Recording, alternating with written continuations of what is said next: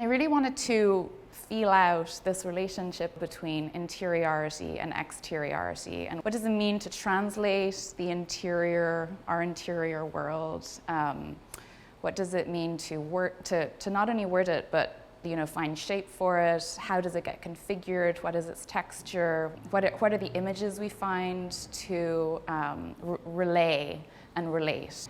Interiority, but also specifically kind of as it relates to feeling. Here we are in your show called Amok at the Art Shack Gallery. And I would love you to just talk a little bit about the show and how it came to be. Yeah, so the work on display is a combination of ceramic sculpture and text. I made a small zine for the show of text that accompanies the sculpture. And the sculptures function as kind of diaristic expressions of felt life. I wanted to really navigate what it meant to translate interior states, and specifically as they related to particular feelings, often kind of more uncomfortable feelings, but a whole range of feelings, and kind of find ways to figure that interior world. And I was interested in this relationship between expression and clay. To express means to press out or to obtain by squeezing, and clay functions as a kind of live metaphor for this active expression. But also there's a way in which the emotions are the site where we process the world, where we process politics, where we process all kinds of forces coming our way. We process them through the kind of the emotions before they're worded. And I kind of was interested in, how can clay be a kind of material conducive to recording the pre-verbal.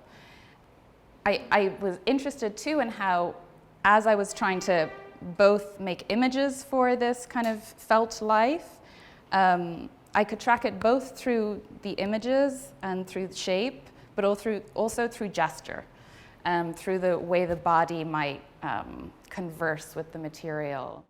I was also noticing the sculptures are so different stylistically. Could you talk a little bit about that as well? I'm thinking about this also on the level again of language, and how do you configure experience? How do you express it? It could be said this way, it could be said that way.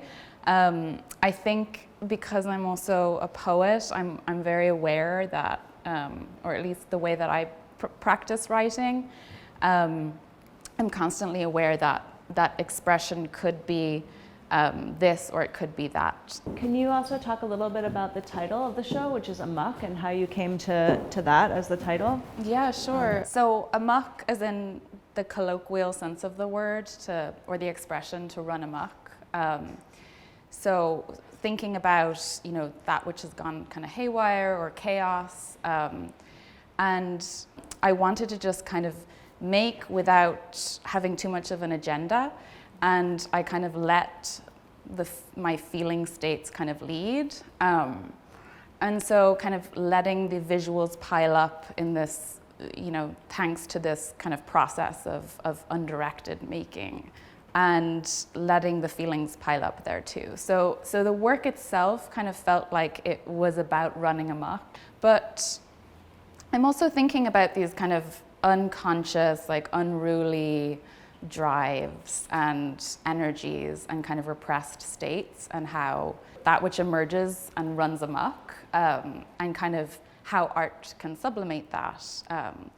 It's like Louise Bourgeois talks about how there's something very painful about that happens once you have access to the unconscious, and the problem is that you can't kind of, once you open that door, you can't really close it. And I'm kind of interested in thinking about that, and what happens when you let the chaotic world of the unconscious kind of emerge.